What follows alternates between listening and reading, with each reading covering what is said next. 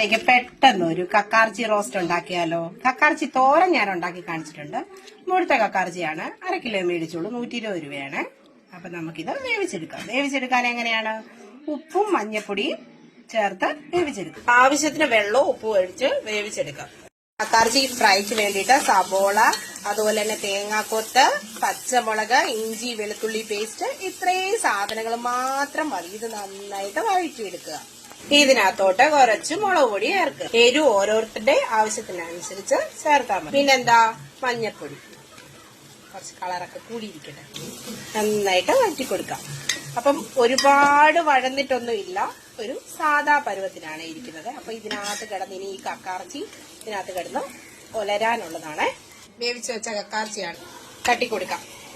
ഇതിന് ടേസ്റ്റ് കൂട്ടുന്നതാണ് വീട്ടിൽ പൊടിച്ചെടുത്ത ഗരം മസാലയും കുരുമുളകും കൂടെ പൊടിച്ചെടുത്താണ്. അപ്പൊ അത് ധാരാളം ചേർത്ത് അതിങ്ങനെ മൊരിയും. അപ്പൊ കുറച്ച് കരിയാപ്പിലയും കൂടെ ഇട്ട് കൊടുക്കാം.